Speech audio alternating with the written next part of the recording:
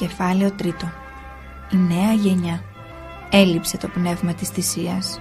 Οι περισσότεροι άνθρωποι σήμερα δεν γεύτηκαν τη χαρά της θυσίας και δεν αγαπούν τον κόπο. Μπήκε η τεμπελιά, το βόλεμα, η πολλή άνεση.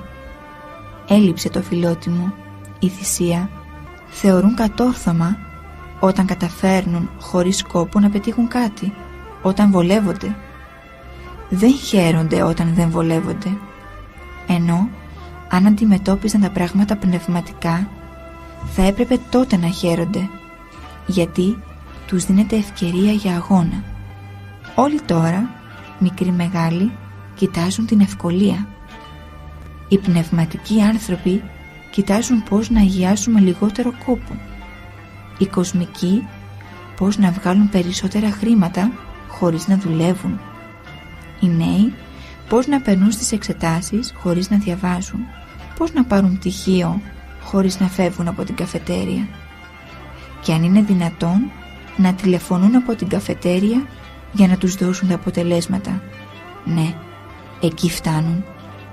Έρχονται πολλά παιδιά στο καλύβι και μου λένε «Κάνε προσευχή να περάσω». Δεν διαβάζουν και λένε «Ο Θεός μπορεί να με βοηθήσει». «Διάβασε», του λέω, «και κάνε και προσευχή». Γιατί μου λέει «Δεν μπορεί ο Θεός να με βοηθήσει». Δηλαδή την τεμπελιά του να ευλογήσει ο Θεός. Δεν γίνεται αυτό. Αν το παιδί διαβάζει αλλά δεν πιάνει, τότε θα το βοηθήσει ο Θεός. Είναι μερικά παιδιά που δεν θυμούνται ή δεν καταλαβαίνουν, αλλά καταβάλουν προσπάθεια. Αυτά θα τα βοηθήσει ο Θεός να γίνουν τετραπέρατα. Ευτυχώς που υπάρχουν και οι εξαιρέσεις. Ένα παλικάρι από την Χαλκιδική έδωσε εξετάσεις σε 3 σχολές και πέρασε σε όλες. Σε άλλη πρώτος, σε άλλη δεύτερος, αλλά τον ανέπαβε πιο πολύ να βρει μια δουλειά για να ξελαφρώσει τον πατέρα του που δούλευε στα μεταλλεία. Έτσι δεν πήγε να σπουδάσει και έπιασε αμέσως κάπου δουλειά. Αυτή η ψυχή είναι φάρμακο για μένα. Για τέτοια παιδιά να πεθάνω, να γίνω φυτόχωμα. Οι περισσότεροι όμως νέοι έχουν επηρεαστεί από το κοσμικό πνεύμα και έχουν πάθει ζημιά. Έμαθαν να τους ενδιαφέρει μόνο ο εαυτός τους. Δεν σκέφτονται καθόλου τον πλησίον, αλλά μόνο τον εαυτό τους. Και όσο τους βοηθάς, τόσο πιο πολύ χοζούρι κάνουν. Βλέπω κάτι νερόβραστα παιδιά σήμερα να κρίνουν το ένα, να βαριούνται το άλλο, ενώ η καρδιά ούτε κουράζεται, ούτε γερνάει ποτέ. Να γίνουν καλόγεροι βαριούνται, να παντρευτούν φοβούνται. Κοντζάν παλικάρια έρχονται, ξαναέρχονται στο Άγιο Όρος. Αχ, και καλόγερος δύσκολα είναι, λένε. Κάθε μέρα να πρέπει να σηκώνεσαι μεσάνυχτα. Δεν είναι 1 και 2 μέρες. Γυρίζουν στον κόσμο. Τι να κάνω σε αυτή την κοινωνία? Με τι άνθρωπο θα μπλέξω αν παντρευτώ? Φασαρία είναι, λένε, και έρχονται πάλι στο Όρος. Κάθονται λίγο, δύσκολα σου λένε. Οι νέοι σήμερα μοιάζουν με καινούργιες μηχανές που τα λάδια τους είναι παγωμένα. Πρέπει να ζεσταθούν τα λάδια για να πάρουν μπρος οι μηχανές. Αλλιώς δεν γίνεται. Έρχονται στο καλύβι ταλέπορα παιδιά. Δεν είναι 1 και 2 και με ρωτούν «Τι να κάνω, πάτερ?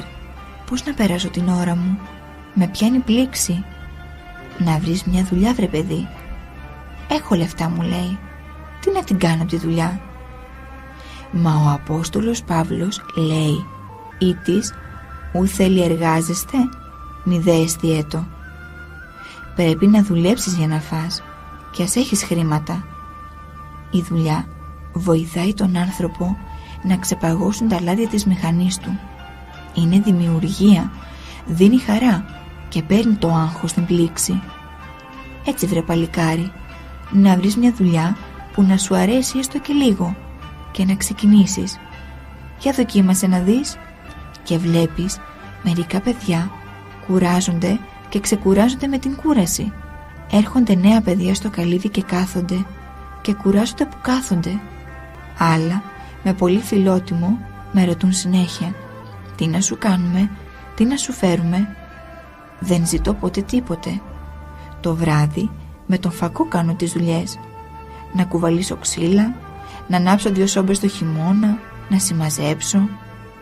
Πολλοί από τους επισκέπτες τα αφήνουν όλα άνω κάτω. Λάσπες, κάλτσες βρεγμένες.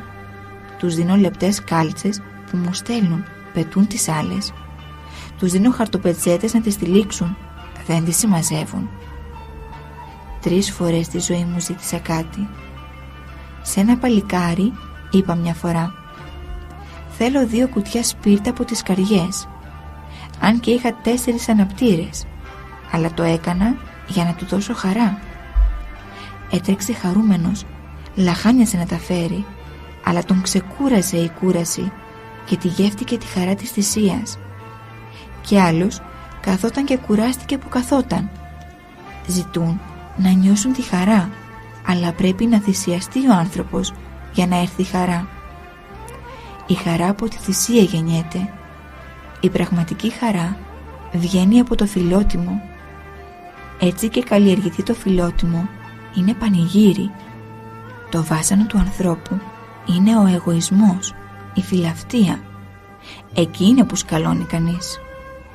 Είχαν έρθει 2 νέοι αξιωματικοί στο Άγιον Όρος και μου είπαν: θέλουμε να γίνουμε μοναχοί. Γιατί, λέω, θέλετε να γίνετε μοναχοί? Από πότε σας απασχόλησε αυτό?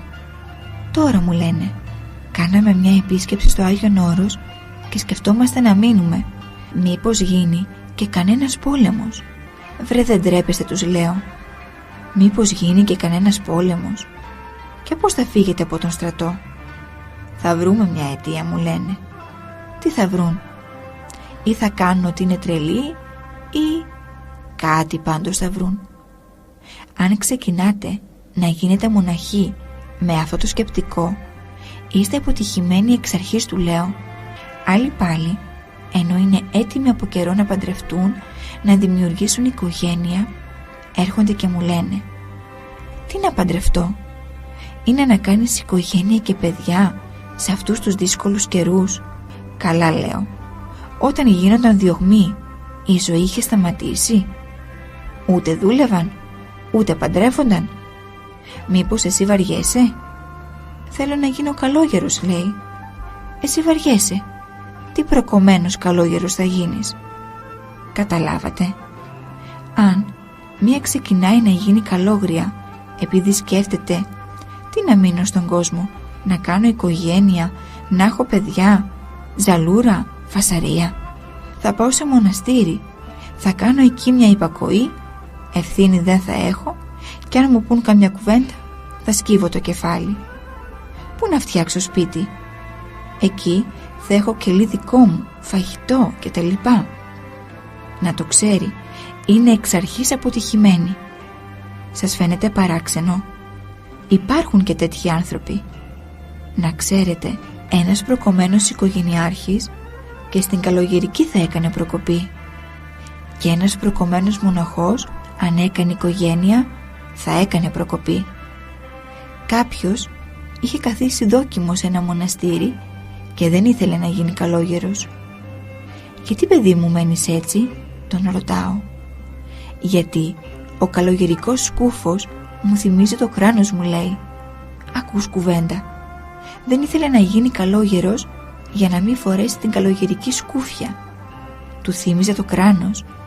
Και πότε φόρησε το κράνος? Ζήτημα να το φόρησε μερικές φορές μόνο σε καμιά άσκηση. Πού να πήγαινε και σε πόλεμο? Του θύμιζε το κράνος. Ακούς? Μα τι θέλει στην καλογερική αυτός? Όταν ξεκινάει κανείς έτσι, τι καλόγερος θα γίνει? Μπορείς να μου πεις? Τελικά έγινε ο ταλέπορος κάπου μοναχός και δεν φορούσε χοντρή σκούφια. Μια φορά ήρθαν 2 νεαροί στο καλύβι με κάτι μαλλιά μέχρι κάτω. Πήγα να τους κουρέψω. Αντέδρασαν. Βιαζόμουν κι εγώ και μόνον τους κέρασα. Είχα και ένα γατί εκεί πέρα. «Να το πάρω?» λέει ο ένας. «Πάρ' το», του λέω. Πήγαν από εκεί στην Ιβύρον, 1 ώρα δρόμο, με το γατί ο ένας στην αγκαλιά και να βρέχει. Ζήτησε εκεί να μείνει στο αρχονταρίκι με το γατί. Δεν γίνεται, του είπαν, και έμεινε έξω στη βροχή όλη τη νύχτα. Αν του έλεγες να φυλάξει μια ώρα σκοπιά, θα σου έλεγε «Όχι, δεν μπορώ», αλλά να καθίσει μια νύχτα έξω με το γατί μπορεί. Ένας άλλος πήγε στρατιώτης και έφυγε. Ήρθε μετά στο καλύδι και μου λέει «Θέλω να γίνω μοναχός». «Να πας να υπηρετήσεις τη θητεία σου», του λέω. «Στον στρατό δεν είναι όπως στο σπίτι μου», μου λέει. «Καλά που μου το πες, παλικάρι. Δεν το ήξερα, για να το λέω και στους άλλους». Εν τω μεταξύ να τον ψάχνουν οι δικοί του. Μετά από λίγες μέρες ξαναπέρασε πρωί-πρωί. Ήταν Κυριακή του Θωμά. «Σε θέλω», μου λέει. «Τι θέλεις?» του λέω. «Πού εκκλησιάστηκες?» «Πουθενά», μου λέει. «Σήμερα Κυριακή του Θωμά. Στα μοναστήρια κάνουν αγρυπνία και εσύ δεν πήγες? Και θέλεις να γίνεις και καλόγερος? Πού ήσουν?» «Κάθισε στο ξενοδοχείο. Ήταν ήσυχα. Στα μοναστήρια έχει θόρυβο». «Και τώρα τι θα κάνεις?» «Σκέφτομαι να πάω στο Σινά, γιατί θέλω σκληρή ζωή». «Κάνε λίγη υπομονή», του λέω. Πάω μέσα, παίρνω ένα τσουρέκι που μου είχαν φέρει και του το δίνω. «Πάρε αυτό το μαλακό τσουρέκι», του λέω, «για να κάνεις σκληρή ζωή και φύγε». Αυτοί είναι οι νέοι σήμερα. Δεν ξέρουν τι ζητούν. Στρίμωγμα δεν σηκώνουν καθόλου. Πού να θυσιαστούν μετά? Θυμάμαι στο στρατό πόσες φορές παρουσιαζόταν μια ανάγκη και άκουγες «Κύριε διοικητά, να πάω εγώ αντί για αυτόν. Αυτός είναι παντρεμένος, έχει παιδιά. Να μην μείνουν τα παιδιά του στο δρόμο». Να παρακαλούν το διοικητή να πάνε αυτοί στη θέση του, στην πρώτη γραμμή. Χαίρονταν να σκοτωθούν αυτοί και να μην σκοτωθεί ο άλλος και αφήσει τα παιδιά του στον δρόμο. Πού τώρα κανείς να κάνει τέτοια θυσία? Σπάνιο πράγμα. Μια φορά είχαμε μείνει από νερό σε μια τοποθεσία. Είδε ο διοικητής στο χάρτη ότι στο τάδε σημείο υπήρχε νερό. Εκεί όμως ήταν οι αντάρτες. Μας λέει «Εδώ κοντά έχει νερό, αλλά είναι πολύ επικίνδυνα. Ποιος θα πάει να γεμίσει μερικά παγούρια? Ούτε φως δεν θα ανάψει». Πετάγεται ο ένας «Θα πάω εγώ, κύριε διοικητά». Ο άλλος «Εγώ». Ο άλλος «Εγώ». Όλοι δηλαδή ζητούσαν να πάνε. Και τη νύχτα χωρίς φως είναι ο τρόμος πολύς. «Δεν μπορείτε να πάτε και όλοι», λέει ο διοικητής. Θέλω να πω, κανείς δεν σκέφτηκε τον εαυτό του. Δεν τραβιόταν ο ένας να πει «Κύριε διοικητά, μου πονάει το πόδι», ο άλλος «Μου πονάει το κεφάλι» ή «Είμαι κουρασμένος». Όλοι θέλαμε να πάμε και ας κινδύνευε η ζωή μας. Σήμερα υπάρχει ένα πνεύμα χλιαρό, καθόλου ανδρισμός, καθόλου θυσία.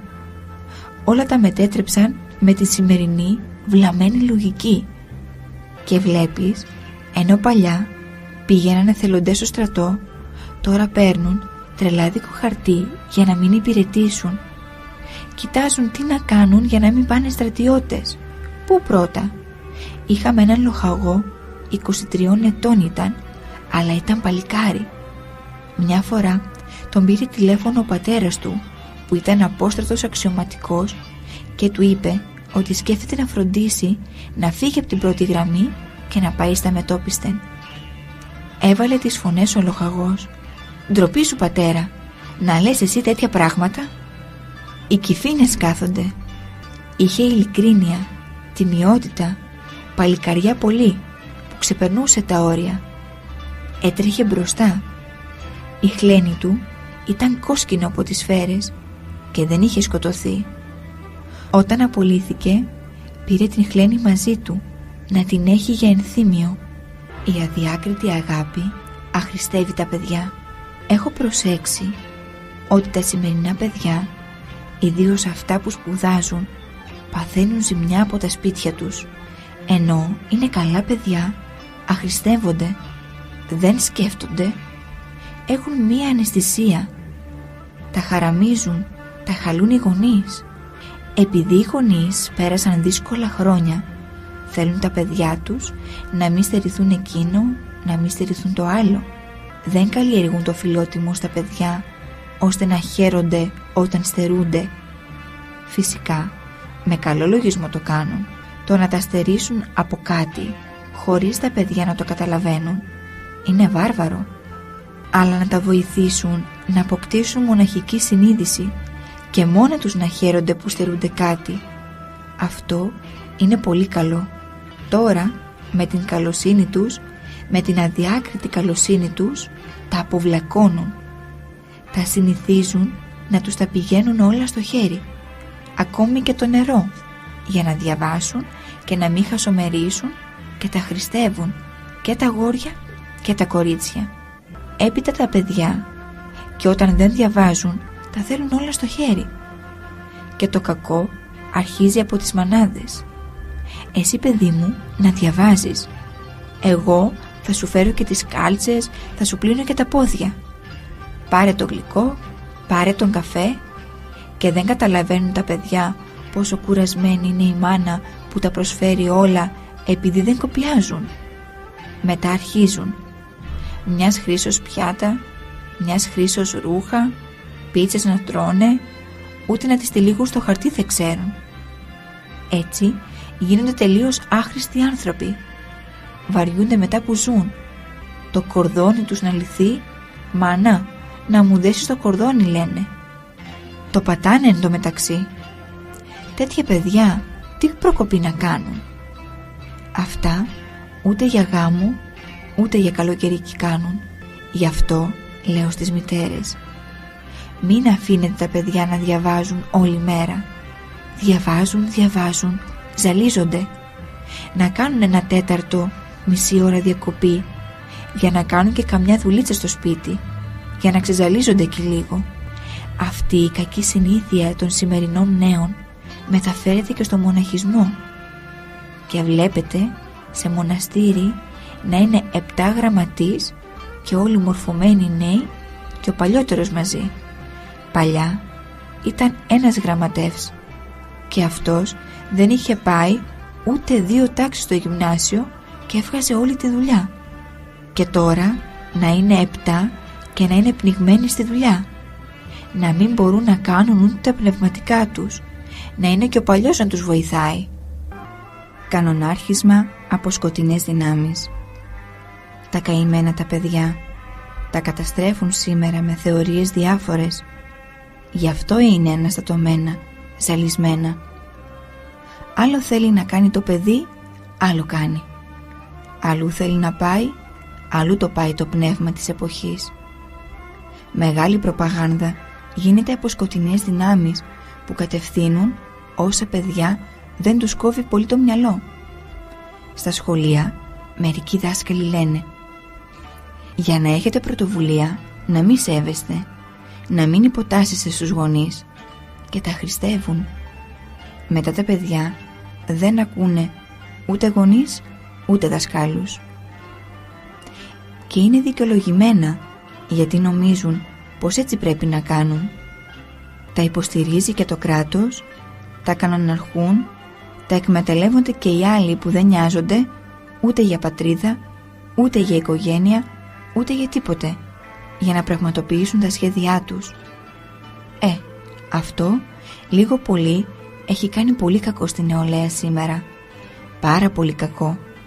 Μέχρι που καταλήγουν τα παιδιά να έχουν αρχηγό τον διάβολο με τα κέρατα. Η σατανολατρία έχει εξαπλωθεί πολύ. Ακούσε μερικά κέντρα όλη τη νύχτα να τραγουδούν, «Σατανά, σε λατρεύουμε, δεν θέλουμε το Χριστό, εσύ μας τα δίνεις όλα». Φοβερό. Τι σας δίνει και τι σας παίρνει, κακόμοιρα παιδιά.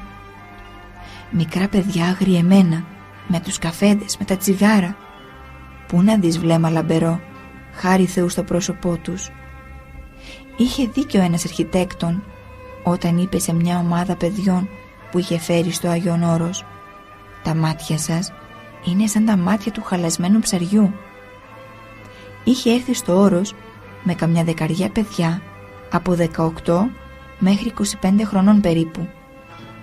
Επειδή αυτός είχε πάρει μια πνευματική στροφή, μετά λυπόταν τα παιδιά που ζούσαν άσωτη ζωή. Κατάφερε μερικά, τα έπεισε και τους έβγαλε τα εισιτήρια να έρθουν στο Άγιον Όρος. Έφευγα από το καλύβι και με συνάντησαν στο δρόμο. Τους λέω, φεύγω τώρα, αλλά ας καθίσουμε λίγο εδώ, και καθίσαμε κάπου. Εκείνη την ώρα έρχονταν και μερικά παιδιά από την Αθωνιάδα. Καθίστε κι εσείς λίγο εδώ, λέω. Κάθισαν και αυτά εκεί. Λέει ο αρχιτέκτον μετά στην παρέα του, παρατηρήσατε κάτι? Εκείνα απόρρισαν. Για ρίξτε μια ματιά ο ένας στο πρόσωπο του άλλου, λέει, και μετά ρίξτε και μια ματιά στα άλλα παιδιά.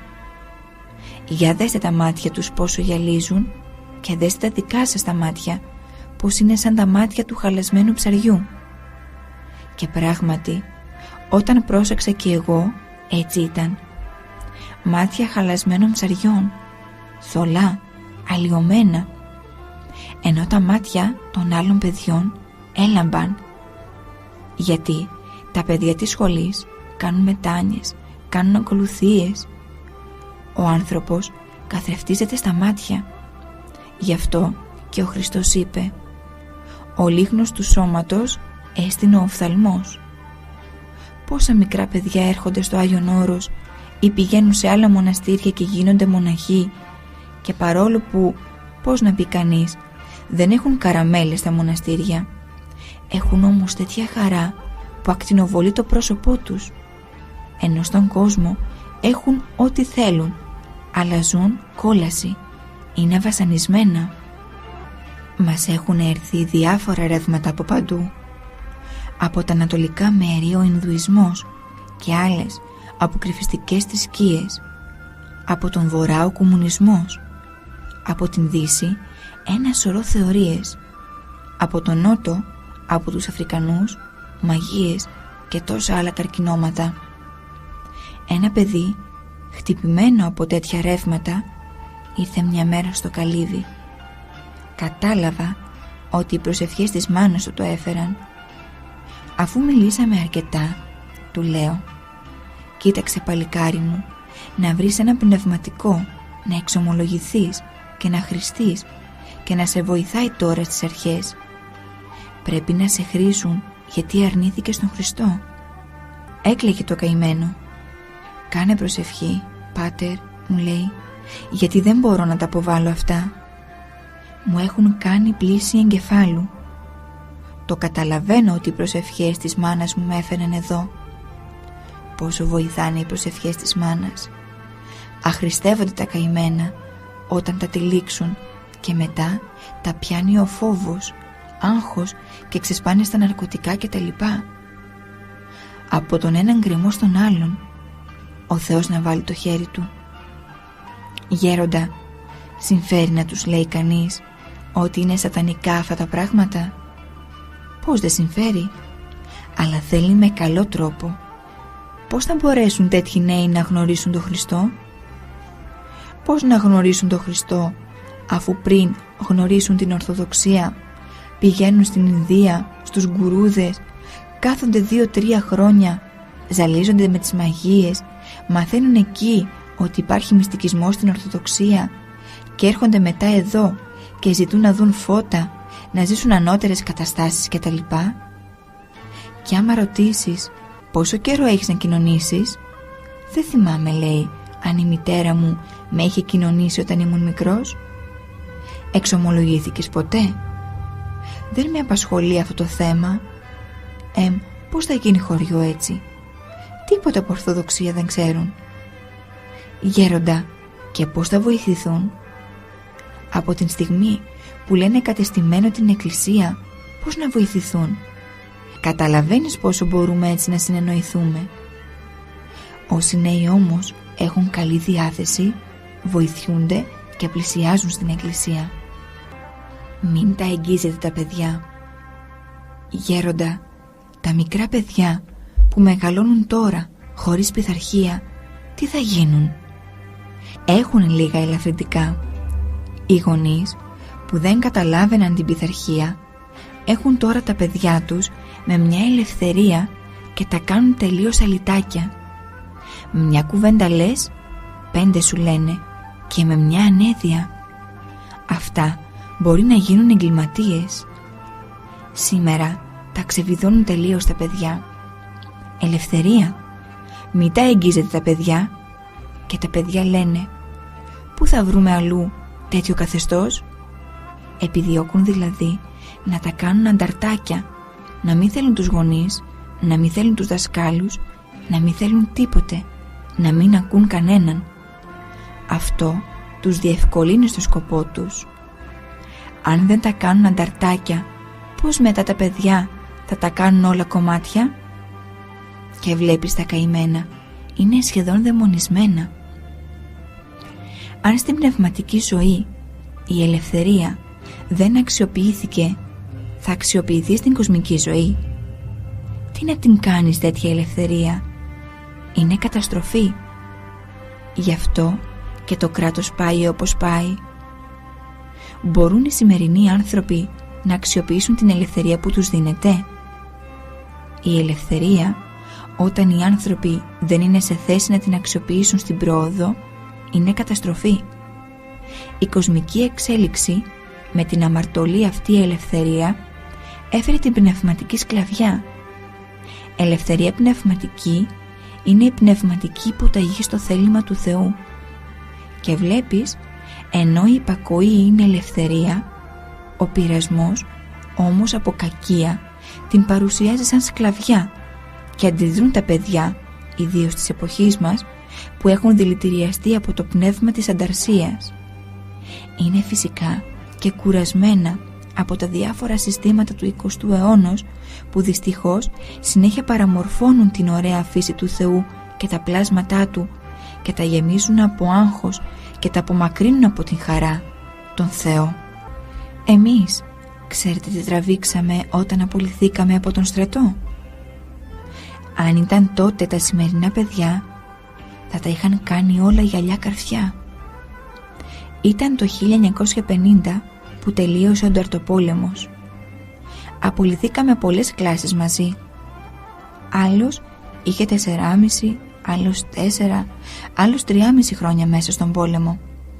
Και σκεφτείτε, μετά από τόση ταλαιπωρία, φτάνουμε στη Λάρισα, πάμε στα κέντρα διερχομένων και τα βρίσκουμε γεμάτα. Οπότε πάμε στα ξενοδοχεία. Αλλά και εκεί δεν μας δέχονταν. Σου λέει, στρατός, πού να μείνει? Θα λερωθούν οι κουβέρτες, ενώ θα πληρώναμε. Ήταν Μάρτιος μήνας και έκανε κρύο. Ευτυχώς ένας αξιωματικός μας έσωσε. Ας είναι καλά. Πήγε, έμαθε πότε φεύγουν τα τρένα, πότε κάνουν μανούβρες και τα λοιπά, συνεννοήθηκε και μας έβαλε μέσα στα τρένα. Τη νύχτα, λέει, θα κάνουν μανούβρες, αλλά μην φοβηθείτε. Την τάδε ώρα το πρωί θα ξεκινήσουν. Και όλη τη νύχτα κουνιόταν. Τελικά ερχόμαστε στη Θεσσαλονίκη. Μερικοί που ήταν από εδώ κοντά πήγαν στον τόπο τους. Οι άλλοι πήγαμε στα κέντρα διερχομένων, αλλά ήταν γεμάτα. Πάμε στα ξενοδοχεία και εδώ τίποτε. Τους παρακαλώ στο ξενοδοχείο να μου δώσετε μία καρέκλα να καθίσω μέσα και θα σας πληρώσω διπλάσιο από ό,τι θα πλήρωνα για το κρεβάτι. Όχι, δεν γίνεται, μου λένε. Φοβόταν μήπως κανείς έβλεπε ότι κρατούσαν στην καρέκλα στρατιώτη και τους κατήγγειλε.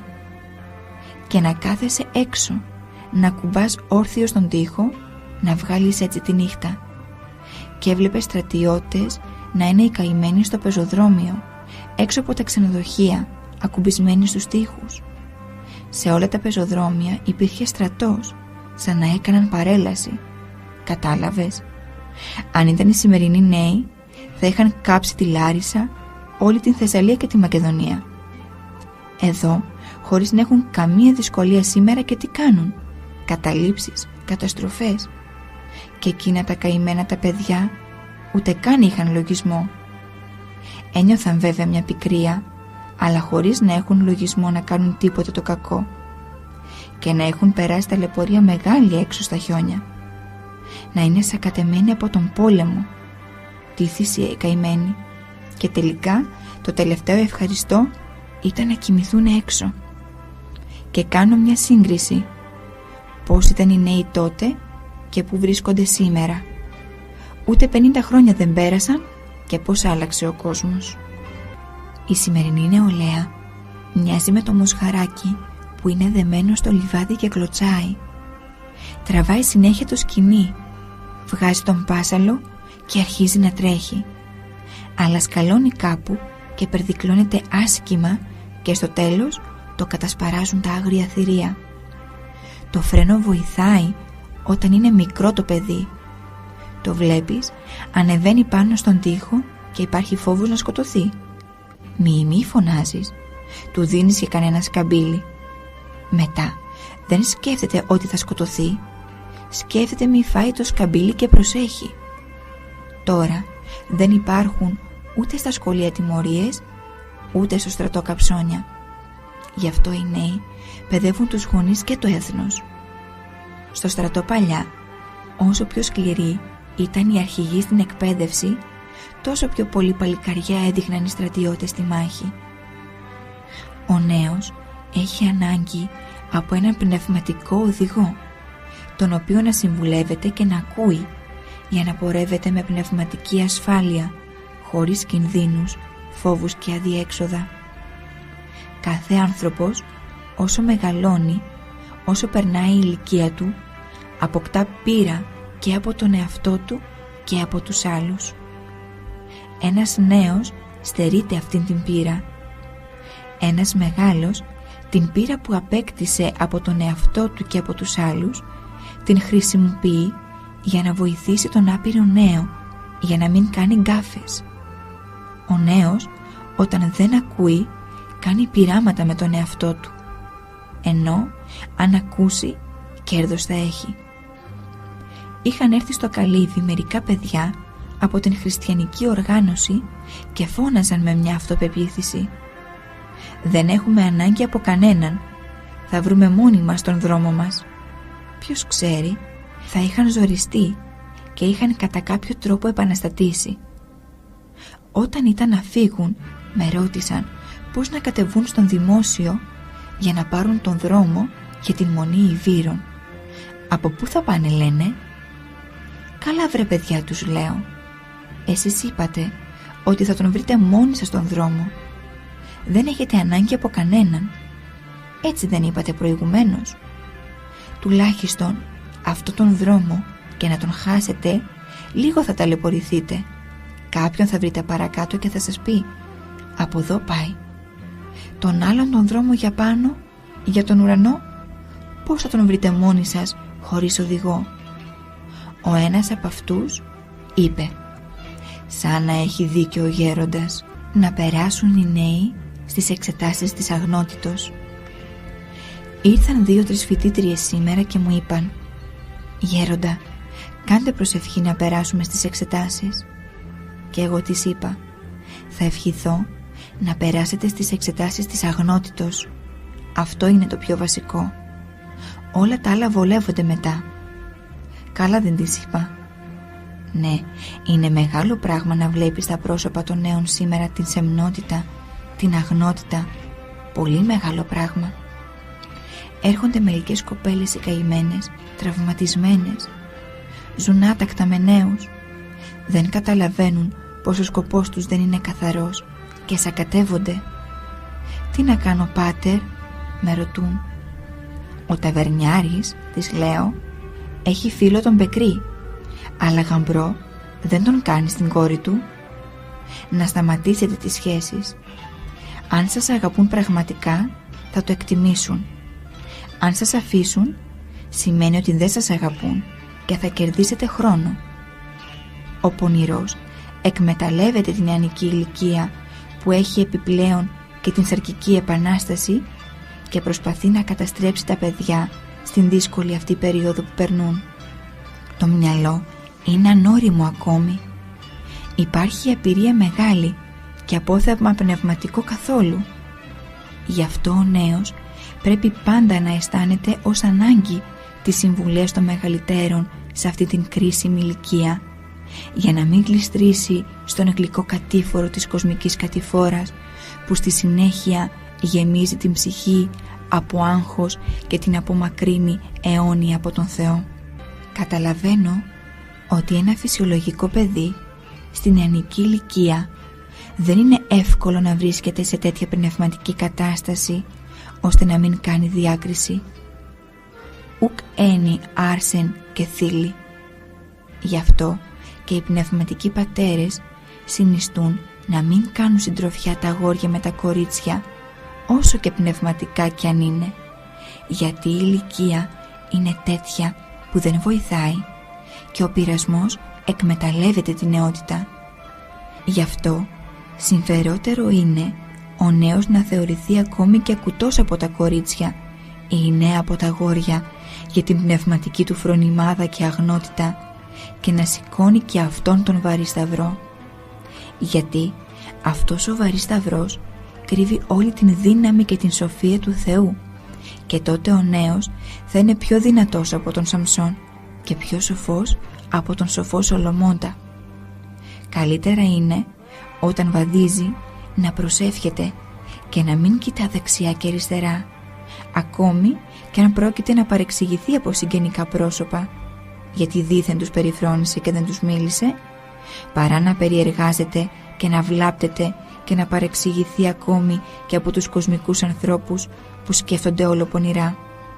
1000 φορές καλύτερα να φύγει σαν το αγρίμι από τους ανθρώπους μετά τον εκκλησιασμό, για να διατηρήσει την πνευματική του φρονιμάδα και ό,τι απεκόμισε από τον εκκλησιασμό, παρά να κάθεται και να χαζεύει στις γούνες ή στις γραβάτες σημαία και να γριέψει πνευματικά από το γρατσούνισμα που θα του κάνει ο εχθρός στην καρδιά.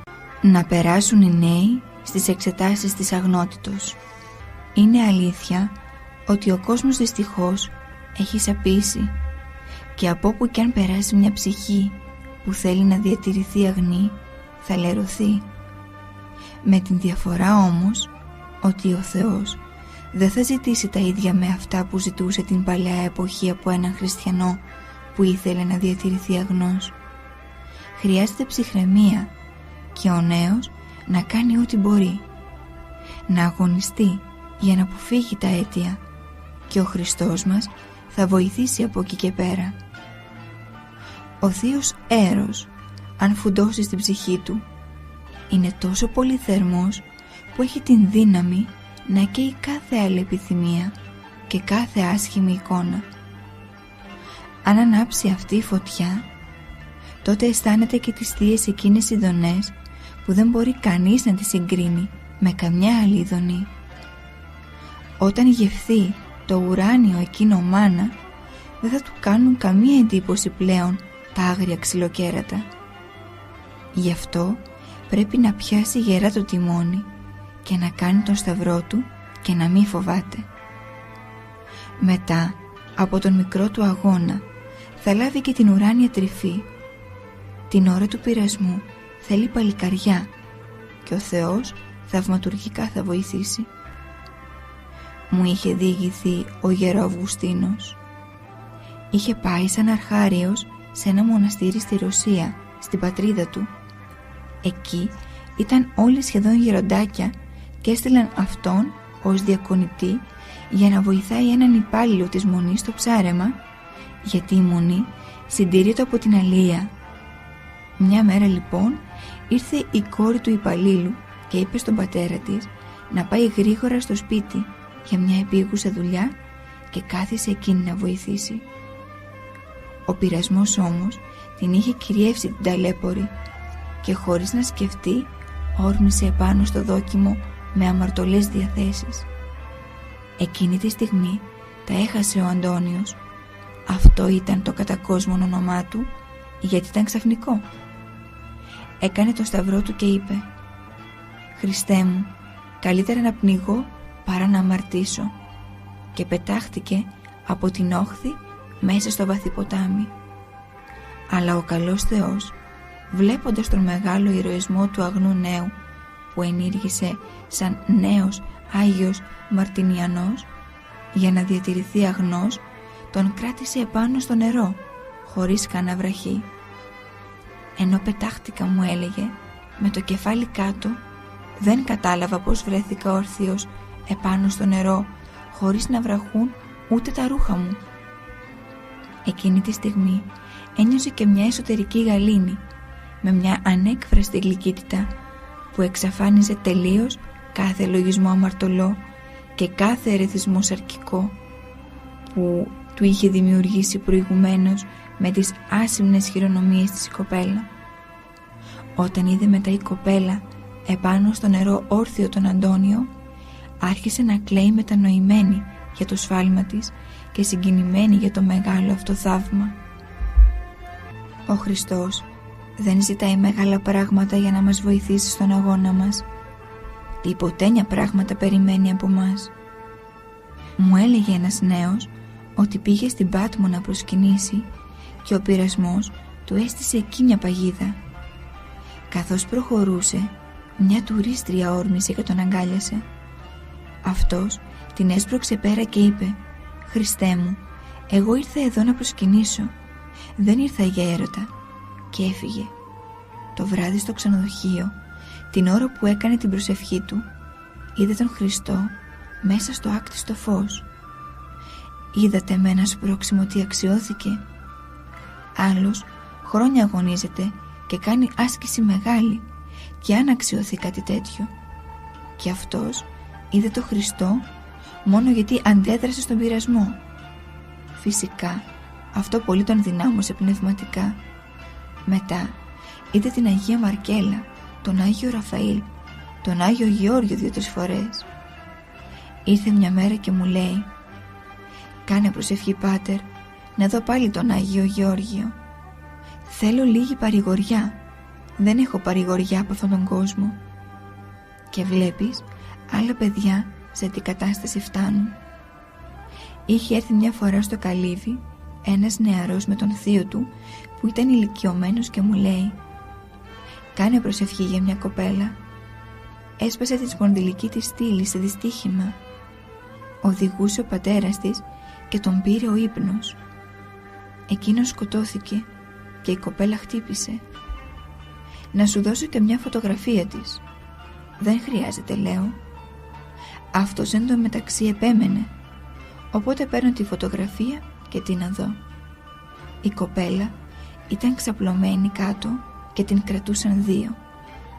«Τι την έχει αυτός?» ρωτάω τον νεαρό. «Φίλη», μου λέει. «Αυτός τι είναι, θα την πάρει?» «Όχι», λέει, «είναι φίλη».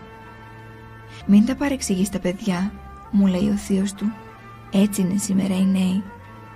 «Θα κάνω προσευχή», είπα από μέσα μου, «για να διορθωθεί όχι η σπονδυλική της στήλη, αλλά το μυαλό της και το δικό σου το μυαλό, χαμένε άνθρωπε.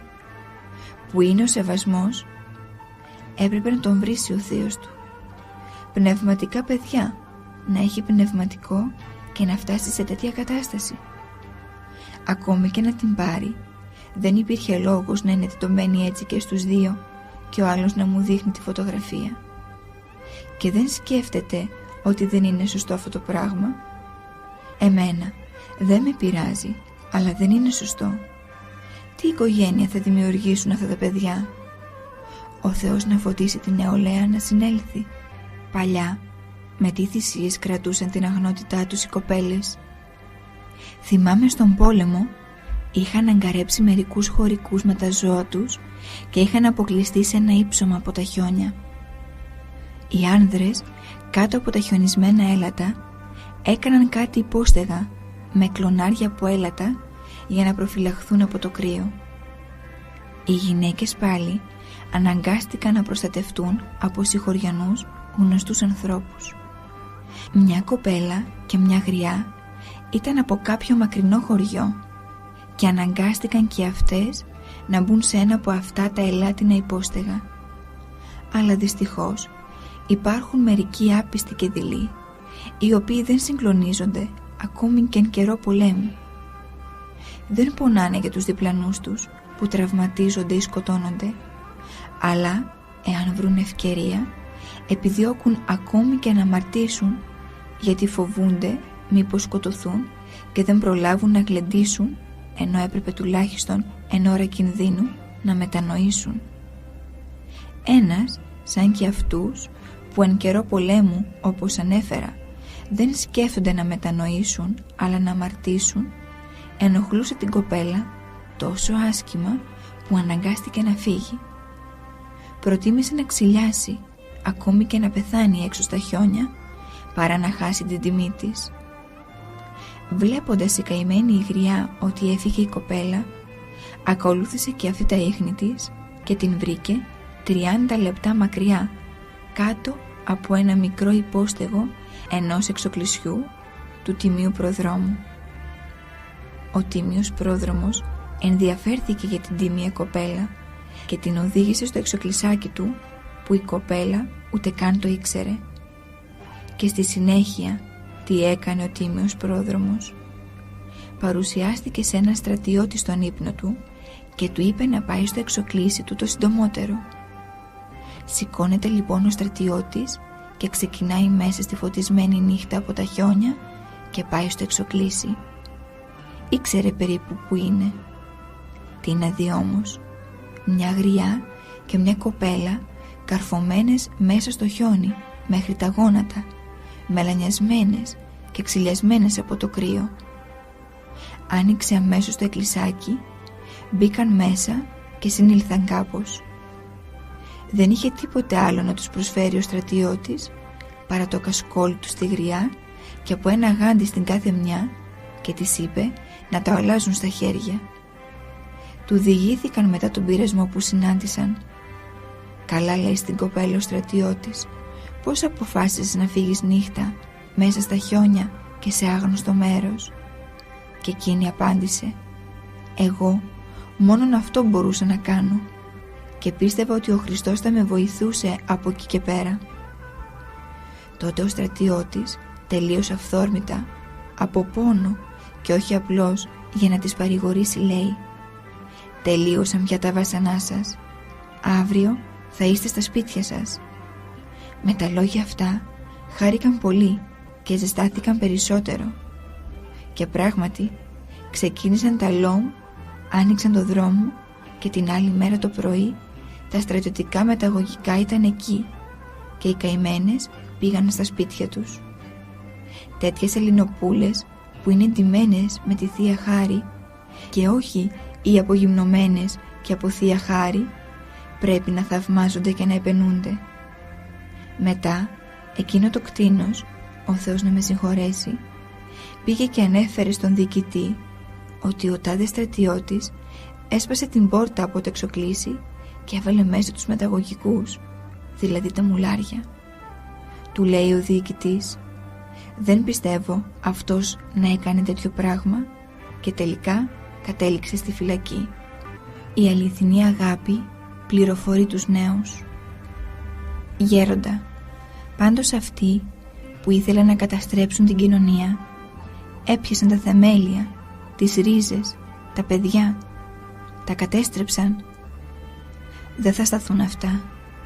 Το κακό μόνο του καταστρέφεται. Στην Ρωσία είχαν καταστρέψει τα πάντα και όμως μετά από 3 γενιές βλέπεις τώρα τι γίνεται. Δεν αφήνει ο Θεός. Ούτε και οι αμαρτίες των παιδιών της σημερινής εποχής θα τις κρίνει το ίδιο με τις αμαρτίες των παιδιών της δικής μας εποχής. Γέροντα, πώς συμβαίνει μερικά παιδιά που ζουν κοσμική ζωή, όταν τίθεται θέμα πίστεως, να δίνουν πολύ σωστές απαντήσεις? Αυτά τα παιδιά είχαν καλή διάθεση, αλλά δεν μπόρεσαν να φρενάρουν τον εαυτό τους και παρασύρθηκαν. Γι' αυτό δίνουν τη σωστή απάντηση. Θέλω να πω, ένας, λόγου χάρη, θέλει να πάρει έναν δρόμο. Τον θέλει, αλλά δεν μπορεί να τον τραβήξει. Και αυτόν που βλέπει να το τραβάει, τον εκτιμάει. Αυτούς τους ανθρώπους δεν θα τους αφήσει ο Θεός, γιατί δεν έχουν κακότητα. Θα έρθει η ώρα που θα έχουν τη δύναμη να τραβήξουν μπροστά. Πώς μπορεί γέροντα να πλησιάσει κανείς τους νέους που έχουν παραστρατήσει? Με την αγάπη. Αν υπάρχει αληθινή, αρχοντική αγάπη, αμέσως οι νέοι το πληροφορούνται και αφοπλίζονται. Έρχονται στο καλύβι παιδιά από 1000 καρυδιές καρύδια με διάφορα προβλήματα. Τους καλωσορίζω, τους κερνώ, τους μιλώ και σε λίγο γινόμαστε φίλοι. Ανοίγουν την καρδιά τους και δέχονται και την δική μου αγάπη. Μερικά, τα κακόμοιρα, είναι τόσο στερημένα. Διψούν για αγάπη. Φαίνεται αμέσως που δεν ένιωσαν αγάπη ούτε από μάνα ούτε από πατέρα. Δεν χορταίνουν. Έτσι, άμα τα πονέσεις, άμα τα αγαπήσεις, ξεχνούν και τα προβλήματα και τα ναρκωτικά ακόμη, φεύγουν και οι αρρώστιες, αφήνουν και τις αταξίες και έρχονται ευλαβικοί προσκυνητές μετά στο Άγιον Όρος, γιατί πληροφορούνται κατά κάποιον τρόπο την αγάπη του Θεού. Και βλέπω έχουν μια αρχοντιά που σου ραγίζει την καρδιά. Να μην δέχονται μια οικονομική βοήθεια ενώ έχουν ανάγκη, αλλά να πιάνουν δουλειά για να τα βγάλουν πέρα και να πάνε τη νύχτα στο σχολείο. Αυτά τα παιδιά αξίζει να τα βοηθήσει κανείς. Στο νέο σιδηροδρομικό σταθμό της Θεσσαλονίκης υπάρχουν σπίτια όπου μένουν πολλά παιδιά μαζί, αγόρια και κορίτσια. Σε έναν χώρο για 3 έμεναν 15. Είναι αποδιαλυμένες οικογένειες. Άλλα κλέβουν, άλλα έχουν φιλότιμο και δεν μπορούν να κλέψουν. Από χρόνια έλεγα σε πολλούς να τα πλησιάσουν, να τα βοηθήσουν. Είχα πει να κάνουν κανέναν ναό να τα συμμαζεύουν. Τώρα έχουν κάνει ένα εκκλησάκι στον προστάτη των σιδηροδρομικών, Απόστολο και Διάκονο Φίλιππο. Πάντως έχω καταλάβει πως όταν από μικρός κανείς δεν αξιοποιήσει τις ευκαιρίες που του δίνονται, πολλές φορές το εκμεταλλεύεται ο διάβολος. Γιατί λέει η παροιμία «Στη δράση κολλάει το σίδερο»? Οι σιδηρουργοί όταν ήθελαν να κολλήσουν 2 σίδερα, μη βλέπετε τώρα που έχουν οξυγόνα και τα λοιπά, έβαζαν το σίδερο στη φωτιά και ρίχναν ζεστό νερό και βόρακα και μόλις το έβγαζαν ζεστό και πετούσε ακόμη σπίθες, τάκα κολούσε. Γιατί αν τυχόν κρύωνε δεν κολούσε. Το ίδιο θέλω να πω και ο νέος όταν του δίνονται ευκαιρίες, αν αδιαφορήσει, μετά θα αρχίσει να ασχολείται με τους άλλους, να κρίνει, να κατακρίνει, οπότε απομακρύνεται η χάρις του Θεού. Ενώ όταν έχει τη Θεία Ζέση, αν προσέξει, τότε κάνει προκοπή. Γι' αυτό οι γονείς όσο μπορούν να βοηθούν τα παιδιά όταν είναι μικρά. Τα παιδιά είναι άδειες κασέτες. Αν γεμίσουν Χριστό θα είναι κοντά του πάντα. Αν όχι, είναι πιο εύκολο όταν μεγαλώσουν να παραστρατήσουν. Αν μικρά βοηθηθούν και να ξεφύγουν αργότερα λίγο, πάλι θα συνέλθουν. Αν ποτιστεί το ξύλο με λάδι, δεν σαπίζει. Λίγο αν ποτιστούν τα παιδιά με ευλάβεια, με φόβο Θεού, δεν έχουν ανάγκη μετά.